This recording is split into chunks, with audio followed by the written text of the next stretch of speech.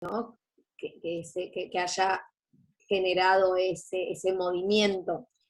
No sé si me hago entender. ¿Quién lo que decís? Porque yo focalizo, ¿no? Estoy focalizando, porque bueno, es la figura quizás que estudiamos y es el que escribió, pero también para esto está bueno el texto de Rudinesco, focalizo en que Freud escucha y opera.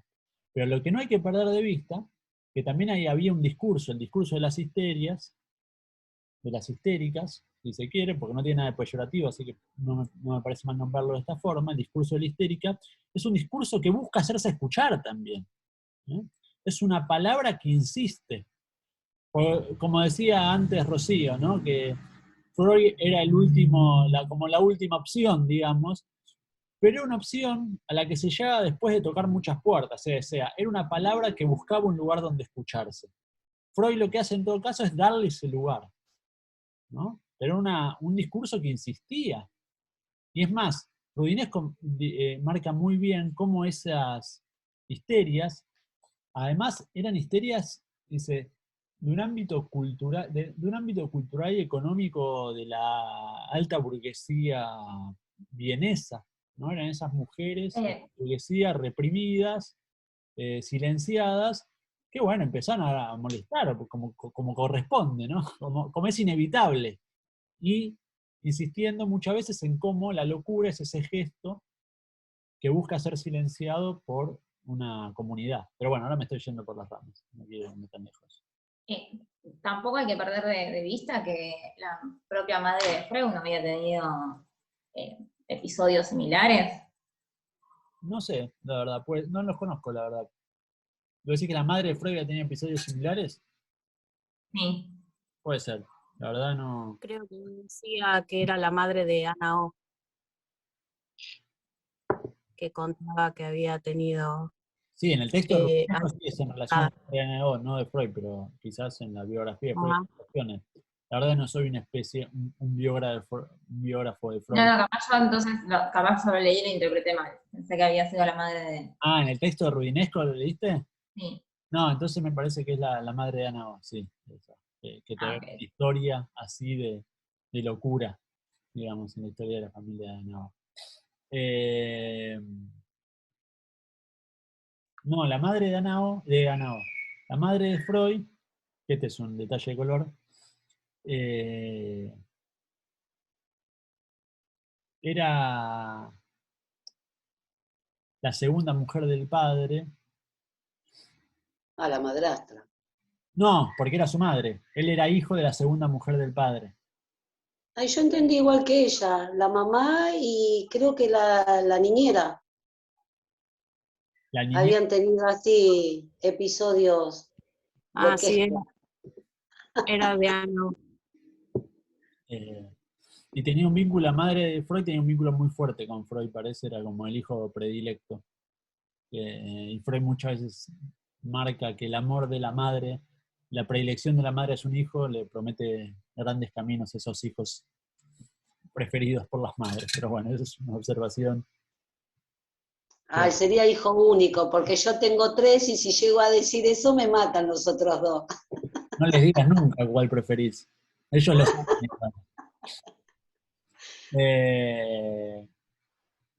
Igual ellos ya lo saben. Claro. Olvídate.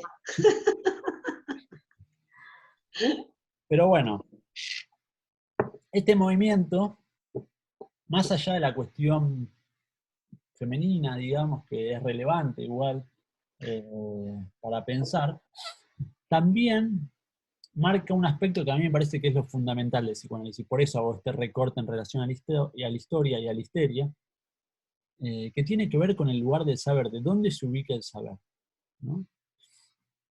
El psicoanálisis nace frente a la inversión del lugar tradicional del saber dentro de la medicina. No hay disciplina, no, estoy exagerando, pero bueno, así suena más divertido. Hay pocas disciplinas, diría, o la medicina es una de esas tantas disciplinas, también podría decir, en que está muy marcado el lugar del saber, ¿no? El lugar del saber médico es un lugar que todavía tiene un peso muy fuerte. Hoy día lo vemos más que nunca, ¿no? Con la pandemia, como el lugar de la palabra médica tiene mucha potencia, ¿no? Hoy día igual es razonable, esto no es una crítica, pero digo, el lugar del saber en la medicina está muy claramente del lado del médico. A todos nos pasa que vamos al médico y lo que nos dice tiene efectos, en general, de alguna forma, ¿no? Querramos. ¿Cuánta gente no va al médico por miedo a lo que le vaya a decir el médico? ¿No? Miren el lugar que le vamos a los médicos, que no vamos por miedo a lo que nos digan. Yo escucho todo el tiempo eso en mi consultorio, y digan, no, tengo que ir al médico, pero tengo un miedo a que me diga. Y tiene más que ver, no ni siquiera a lo que tenga, sino a lo que diga el médico. Porque la palabra del médico es una palabra, bueno, es una palabra portada de saber, ¿no? En nuestro país también, ¿no? Con la cuestión de mi hijo el doctor, ¿no? Como un lugar de saber y de poder. Entonces, ese es el gesto novedoso que introduce el psicoanálisis, que se corre, intenta, ¿no? Porque tampoco hay que ser tan ingenuos, intenta correrse el lugar del saber y ubicar que el saber que importa es el del que viene, es decir, es del paciente, es del analizante, va a decir Lacan, porque cambia el término para que no sea paciente, tiene una cuestión de pasividad que no le gustaba. Pero bueno, el movimiento que hace Freud es otorgarle el saber a ese a quien viene. Y ese gesto primordial del psicoanálisis yo quiero destacar porque me parece que es el gesto fundamental del psicoanálisis más allá de su origen. Creo que una de las particularidades del psicoanálisis y algo que tiene para ofrecer al psicoanálisis a muchos otros campos que no son el psicoanálisis es el pensar los lugares del saber, replantear los lugares del saber y reformular los lugares del saber. Ya que estoy diciendo esto, quiero escucharlos también ustedes, ¿no? Porque si no digo todo esto y solo hablo yo, parece un chiste, ¿no? Es un mal chiste que diga esto yo y no hablo ustedes. Dale, Natalia. ¿Ahí se escucha? Sí. Ah, bueno. ¿Cuál es la pregunta? No hay pregunta. ¿Qué es lo que pienso? Una opinión. Una opinión. Bien. ¿Qué te surge? A partir de esto vamos charlando, las lecturas que ustedes hicieron. Ah, sí, estuve leyendo, pero es verdad que es como que estaba el foco puesto sobre la mujer. El hombre podía salir a matarse, podía ser un borracho, podía hacerlo peor, pero jamás le iban a prender fuego. O sea, era la mujer se saca y el problema es la mujer se pone mal, grita, llora, está loca, prendanla fuego. El tipo salía a la calle a duelo a muerte y no pasaba nada, así que creo que era como el patriarcado, todo mal. Era como que era mucho machismo, básicamente. Sí, hoy en día, por ejemplo, sigue habiendo cuestiones de diferencias, pero tiene que ver con que hay muchos derechos que todavía se están discutiendo. Hay muchas cosas que todavía se discuten, que todos piensan diferente, y bueno, al psicólogo, directamente. Sí, surge en ese contexto el psicoanálisis, ¿no? También Rudinesco en el texto tiene una crítica velada, sutil, pero me parece interesante, que dice que en ese primer texto psicoanalítico, que es Estudios sobre la histeria, tiene como dos vertientes interesantes, ¿no? Una, primero, es que en ese mismo texto se le da la palabra a las pacientes. O sea, no sé si alguien lo pudo leer, está en la bibliografía optativa, hay recortes de la historia y del relato de las pacientes. Dice, entonces es un gesto novedoso, interesante, ¿no? El darle la palabra a esas mujeres y dejarlo por escrito. Y Rudinesco dice, igual siempre atravesada por la subjetividad de los investigadores, ¿no? Es una palabra recortada, obviamente, por Freud y por Breuer. Pero también creo que no es por desmerecer el trabajo que él hace, pero convengamos que era más redituable empezar a atender a la mujer que quemarla en una hoguera. Es decir, no perdamos de vista que lo que también necesitaban era empezar a digamos, hacer de la ciencia o de la atención algo que sea más redituable. por supuesto. Eso tiene que ver con los cambios a partir de los cambios en el mundo del trabajo después de la revolución industrial, digamos, que sin duda todo empieza a estar atravesado por por la economía de mercado, no sé si economía de mercado es un término adecuado, pero como yo les decía, Freud empieza a atender porque necesita ganar guita, necesita bancarse, ¿no? Bancarse económicamente a él y a su familia. Entonces está atravesada por los intereses económicos, por supuesto. Completamente, sí. Esa profesionalización tiene que ver también con cambios en las sociedades, ¿no? Una sociedad industrial. Igual, profe, ¿qué tal? ¿Qué tal? En el contexto en el que se desarrolla, digamos, el psicoanálisis, predominaba la decisión de la Iglesia en las enfermedades. Mirá, ya había un movimiento, ya había habido un siglo antes, a partir de la Revolución Francesa, que ustedes saben que es en 1789, Sí. o sea que es un siglo antes Mm. que la escritura de Freud, es cuando se empieza a producir lo que es la secularización de la sociedad, es decir, cuando se empieza a producir la separación entre la Iglesia y el Estado, de alguna forma, donde empiezan a haber los estados laicos. El psicoanálisis se inscribe en esa tradición laica, ¿no? Y antes del psicoanálisis, ya los tratamientos empezaban a tener ciertos visos científicos, si se quieren, que tenían que ver con la razón, pero todavía estaban, y todavía el mismo Freud está atravesado por eso, porque no está exento tampoco, está atravesado también, hasta la llegada de Freud, está atravesado por la cuestión religiosa. Como les decía, los primeros tratamientos eran tratamientos morales de las enfermedades psíquicas, ya no religiosas, pero sin duda tenían todavía una impronta de esas características.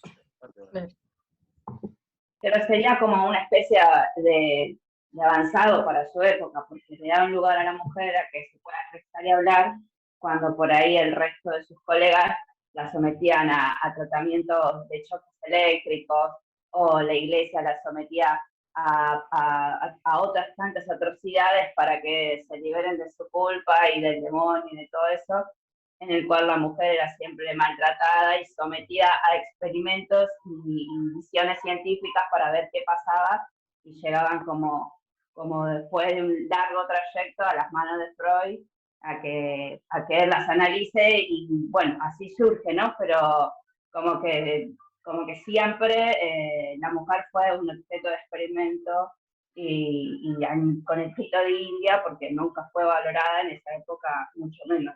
Bueno, mucho menos que ahora. Está bueno lo decir, porque lo que hace Rodinesco me parece que es inteligente, que marca las dos partes del movimiento de Freud. Por una parte, el lugar de darle la palabra, que es novedoso, es revolucionario, es una novedad en el campo del pensamiento, el psicoanálisis es una novedad sin duda que marca hasta el siglo XX, uno puede pensar, y al mismo tiempo igual sigue siendo un objeto de investigación para Freud, la mujer. Digo, eso sigue estando presente, se juegan las dos cosas. Se juega el de dar la palabra, al punto de que las primeras formas de nombrar el psicoanálisis son de Anna O, que es esta primer paciente de Breuer que le decía de Talking Cure, la cura por la palabra, es un término que ella utiliza para nombrar lo que hacían. Es más, alguna paciente de Freud, no me acuerdo si era Anna O con Breuer o alguna otra paciente, le dice un momento a Freud: no me interrumpas tanto, déjame hablar. Creo que es Elizabeth Moner, no me acuerdo bien. Y Freud lo cuenta esto, ¿no? Como diciendo cómo su método fue adecuándose a las indicaciones de las mismas pacientes. Que decían: no, vos déjame hablar, dejá de hacerme preguntas, déjame explayarme que voy a llegar al punto.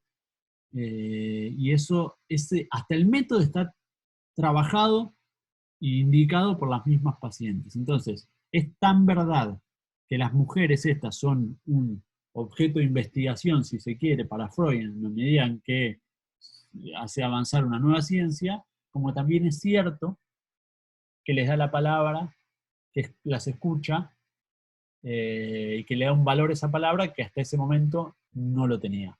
O sea, las dos cosas son ciertas. Una mirada crítica al psicoanálisis puede decir: pero Freud también lo que hizo fue aprovecharse de estas mujeres, escucharlas e inventar una ciencia nueva, y llenarse de plata, no sé, por ejemplo, o de reconocimiento. ¿no? Una mirada crítica al psicoanálisis podría plantearlo en esos términos. Es más, esta misma Ana O, que es Berta Pappenheim, que lo cuenta Rodinesco, que es el caso cero del psicoanálisis, si se quiere, el caso que por más que no lo lleve a cabo Freud, pues lo dirigió Breuer, Freud estaba muy interesado en este caso. Berta Pappenheim, que después ocupó un lugar importante dentro de los movimientos de mujeres en principio del siglo XX, decía que no le había servido de nada y rechazaba absolutamente lo que decían de ella. No se reconocía en ese relato que hace Freud con Breuer en estudios sobre histeria. Pero bueno, eso es entendible en el punto de que, y esto lo dice Rubinesco también, nunca van a ser igual los relatos de un médico acerca de un paciente que el paciente de esa propia experiencia vivida, ¿no? Eso necesariamente va a suponer como diferencias. Pero bueno, como les decía, a mí me parece interesante, y más para esta materia que no estamos cursándola en la facultad de psicología, nadie está estudiando la carrera de psicología, pero sí, me parece que el psicoanálisis tiene para brindar esto, ¿no? Pensar los lugares de saber y los efectos que puede tener el saber en diferentes dispositivos, según cómo se ubique. Si Freud se hubiese quedado con la mirada médica, hubiese seguido las indicaciones que él sabía que tenía que hacer, porque no es que no había tratamientos efectivos, pero había supuestamente cosas para hacer. Si él se hubiese quedado indicando baños de inmersión y electroshock, bueno, no hubiese surgido el psicoanálisis ni esta nueva invención. O sea que Freud se corre del lugar del saber y eso permite no solo que se curen estas mujeres, sino una aparición de un novedoso tratamiento, de un novedoso método. Entonces me parece que para pensar en otras disciplinas también es importante estar advertido, sobre todo ustedes que van a ser profesionales, ¿no? Van a tener un título que los avale como poseedores de un saber, entender también que eso a veces puede ser un límite y un problema si no se escucha, en el caso de los que tengan una práctica que tenga que ver con la escucha, pero imagino que todos, ¿no? Porque acá hay quienes van a ser docentes, profesores, enfermeros, ¿no? ¿Y quién más que puede extraviarse en los caminos del saber que un profesor también, ¿no? Que creer que el saber está de su lado. Entonces el psicoanálisis yo creo que invita a pensar sobre esos dispositivos, sobre esos lugares, ¿no? La invención freudiana creo que deja un poco esa enseñanza. Patricia me hace una pregunta que no puedo responder. ¿Qué tan importante fue la participación de Jung en el tratamiento de la histeria? Mirá, o sea, lo único que se me ocurre decir es que Jung tuvo un papel muy importante en los comienzos del psicoanálisis. Era un discípulo predilecto de Freud, pero no era este primer momento, o sea, el primer momento fue entre Freud y Breuer, y después es que Jung se suma a su núcleo cercano, pero alrededor de 1910 creo que se produce la decisión más fuerte, se produce la decisión de Freud con Jung, y Jung sigue otro camino que Freud ya no avala. Que Jung sigue un camino un poquito más místico, en pensar en símbolos arquetípicos. Bueno, tiene una posición que no responde a la lógica freudiana.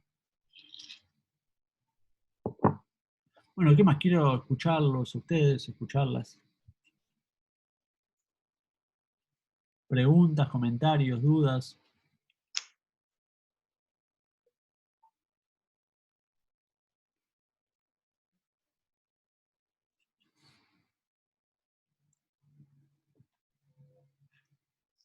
Yo tengo una duda. ¿Se escucha? Sí, se escucha, Alicia. Buenas tardes. Hay una parte en la selección de Manoni que dice, el conocimiento de la enfermedad que Freud obtuvo de los pacientes de Charcot provino sobre todo de su propia identificación en ellos. En esa parte, ¿a qué se refiere? ¿Qué pensás? ¿Qué sigue diciendo? A ver. No sé, porque lo copié de las frases que teníamos que elegir. No sé, a mí me pareció como que se reflejaba en los pacientes, entonces por eso es como que los entendía. En realidad, profe, si lo orienta, habla cuando hace una comparación entre Charcot y Freud, dice que Freud hace uso de esa investigación que propone Charcot, pero Charcot se limita a mirarla con distancia, mientras que Freud se involucra en esa investigación. El otro se limita a sacar información de ese método, y Freud lo que hace es un poco más, sí, se involucra, creo yo. No sé si son las palabras exactas que utiliza, pero habla de eso. Pero la pregunta de la compañera me parece que apuntaba a por qué dice que Freud se identifica con esos pacientes, ¿no? Sí, era eso. Es como que se refleja o algo así con los pacientes o se empatiza en Es ellos. una buena pregunta, que además... Puede ser por lo que él le había sucedido con el papá, que lo tenía como un gran hombre y terminó siendo, o le pareció un... Lo que me parece excelente de esta pregunta, Alicia, que es un buen trabajo de lectura el que haces. ¿En qué sentido? Introduce una pregunta. Es una pregunta muy... está muy bien tu pregunta sobre el texto, porque ahora tengo el texto frente a mí. Y fíjate que el texto no responde a esa pregunta en principio. Tiene una nota al pie que habría que verla, tendría que ir al texto general, pero... Claro, porque en otra parte era como que lo nombra Freud como histérico también o algo así, entonces lo volví a leer y no sé, por eso pensé. Pero esa parte que yo leí está en la página 5. Sí, acá lo veo, es la página 16 del texto original. Bueno, claro. Siempre y cuando tomen las referencias, tómenlas con las del texto original, no del archivo, Okay. digamos, para después no confundirse si uno tiene el texto entero. Después me voy a fijar la nota al pie, pero está bien tu pregunta, no sé a qué se referirá la verdad, pero me parece que es una buena forma, ubicás, cuando uno leíste muy en detalle para ver ahí, para subrayar eso y que se te formule la pregunta, porque efectivamente en el texto ahí no está respondido inmediatamente. Hay una nota al pie que ustedes no tienen, porque no les di el texto entero, pero después voy a buscar a ver si en esa nota al pie Manoni aclara a qué se refiere con esa identificación de Freud con esas pacientes, porque la verdad es que no sé de dónde lo saca eso Manoni. Debe tener sus razones, ¿no? Después les busco la nota al pie, pero muy bien, muy precisa tu lectura, la verdad. Darte cuenta que No, ahí... tenía la duda de por qué dice que se identifica con ellos, entonces capaz que Pero tu pregunta es válida. empatía o... Tu pregunta es válida porque el texto no responde eso. Lo dice, lo afirma, pero no dice por qué. Entonces ya está buena la pregunta. O sea, no lo dice en el recorte que yo les di. Pobre Manoni, quizás, a ver si lo encuentro rápido. Pero vamos, sigamos para mientras.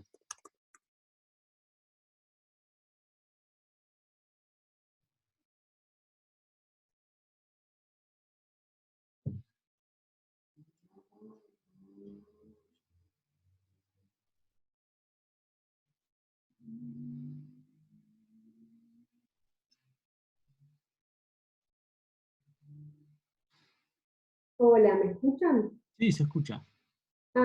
Sabés que justamente yo también, cuando estaba tomando apuntes, anoté esta frase y me parece que tiene que ver con la idea que tiene Charcot y Freud respecto de cuánto se involucran en la investigación, porque Charcot, o sea, cuando dice Freud y su propia identificación con los pacientes, habla de la disposición anímica que Freud tenía para investigar los síntomas de las histéricas. En cambio, Charcot no. Charcot era como más distante de los pacientes. Y esa manera de identificarse de Freud influyó para continuar con sus investigaciones desde el punto de vista de él, ¿no? Mira, desde ese punto de vista que decís, María Laura, me parece que es un tema que no nombré hoy, pero que aparece en los textos, así que ya que vos lo nombrás, voy a explayarme un poco, que tiene que ver con este involucrarse, ¿no? ¿Qué significa? Que Charcot, ¿no?, trabajaba desde la clínica de la mirada, es decir, desde la descripción de un fenómeno. No había un vínculo mayor. Lo que se produce, en todo caso, en el psicoanálisis, que es una práctica que no es aséptica, no está limpia de afectos, ¿eh? No es una práctica de una objetividad higiénica, por decirlo de alguna forma. Por el contrario, el primer caso, que es el de Ana O, tiene un desenlace, no sé si ustedes llegaron a ver, tiene un desenlace muy llamativo, muy fuerte, que es también uno de los temas fundamentales del psicoanálisis, que después vamos a profundizar, por eso no quería explayarme mucho de eso sobre hoy, que es que Breuer toma este caso y está fascinado con este caso, ¿no? Se fascina con el caso de Ana O, porque empieza a descubrir un método que tiene determinados efectos, se levantan síntomas.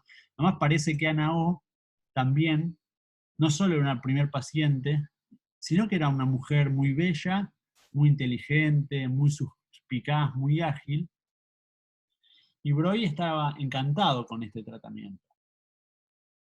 ¿Qué sucede? Parece que Breuer estaba tan encantado con este tratamiento, con esta paciente a la que veía todos los días, porque eso era general, los primeros casos de psicoanálisis eran una cosa cotidiana, no es como ahora que vas a terapia una vez por semana, 50 minutos, digamos, sino eran todos los días, de lunes a sábado. Entonces armaban vínculos muy intensos. Y Breuer estaba tan apasionado que parece, la historia cuenta, ¿no?, como habría que ver, la historia oficial al menos cuenta, que Breuer empieza a tener algunos conflictos con su propia mujer en relación al tratamiento con Ana O. Uno podría pensar o por celos o por el mero hecho de que el chabón estaba obsesionado con su trabajo. Entonces no para de hablar de eso y empieza a generar ciertas rispideces en el vínculo matrimonial de Breuer, parece. A tal punto que Breuer empieza a alejarse de este caso, a cortar con este caso, en el que se veía como muy involucrado, como muy metido. ¿Y cuál es el desenlace final? ¿Cómo termina la historia? Bueno, parece que Ana O, que Berta, chusmerío histórico, exactamente. Chusmerío histórico que es importante igual para el psicoanálisis, ¿eh? El psicoanálisis no trabaja solo con la historia real, sino con el chusmerío mucho también. Parece que Ana O sufre, dentro de sus síntomas, un embarazo psicológico. Y lo ubica a Breuer como el padre de este embarazo psicológico. Frente a esto, Breuer se aterroriza, ¿no?, por el punto en el que llegó el tratamiento, al punto en que lo involucró, corta el tratamiento definitivamente y pareciera ser que al poco tiempo la mujer de Breuer queda embarazada realmente, digamos, ¿no? Como ese es el desenlace final.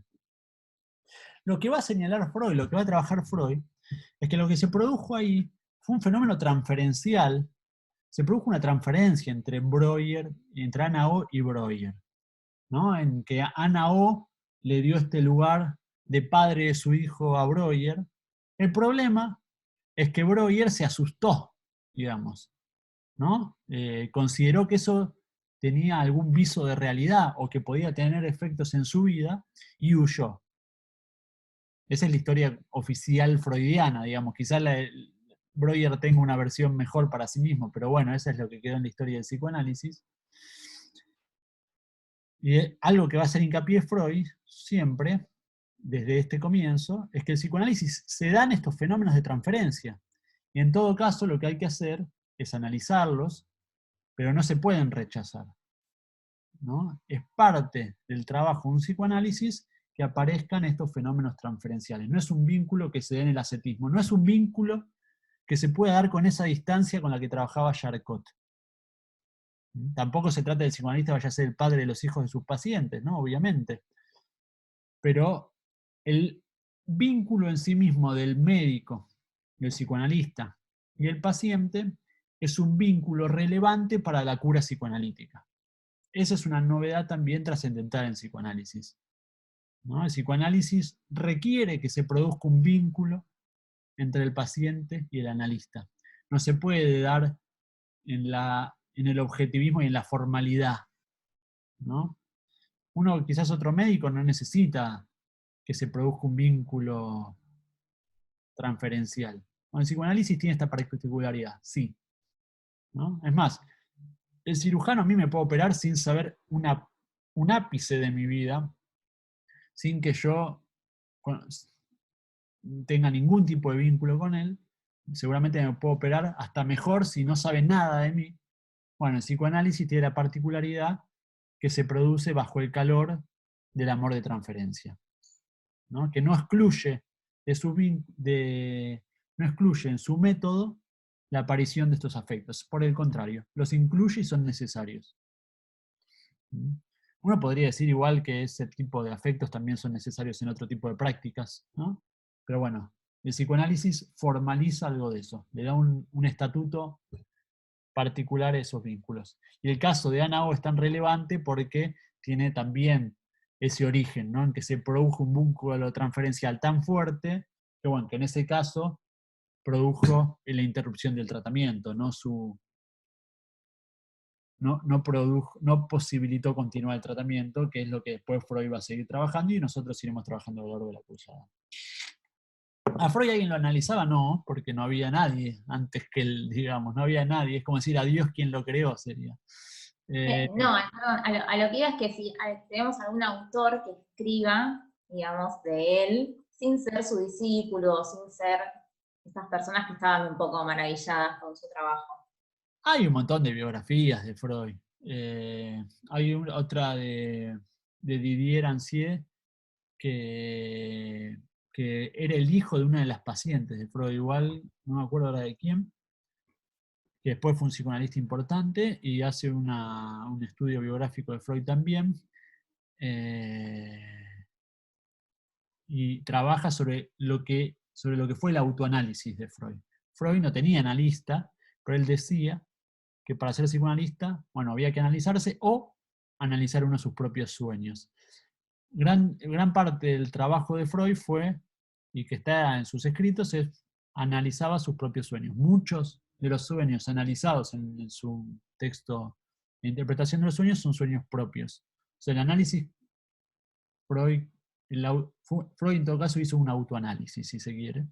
Después hay algunas consideraciones en que en su intercambio epistolar con Fliess, que era un amigo al que él en una época le tenía como mucha admiración y respeto, se produjo una especie de análisis epistolar con ese amigo. Pero este amigo pareciera que era bastante delirante. En todo caso, el análisis lo que tenía era el trabajo del propio Freud sobre su inconsciente, por decirlo de alguna forma.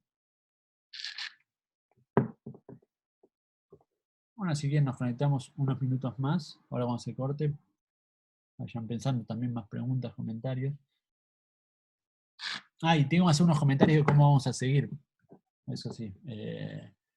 Porque todavía no, ahora cuando terminemos la clase hoy en algún momento del día, ahora no inmediatamente, voy a abrir un foro para que hagamos esta actividad que les había comentado que era la vez pasada, que va a ser tomar citas de alguno de los textos de Freud. Elegir algunas citas que a ustedes les parezca importantes y relevantes. Es así de sencillo. Tomar citas del texto. Un trabajo bien hecho va a ser quien se toma el trabajo de leer y elegir efectivamente las citas que más relevantes le parezcan. Yo los invito a hacerlo bien, no a sacárselo encima, porque sacárselo encima no tiene demasiado valor para ustedes ni para nadie.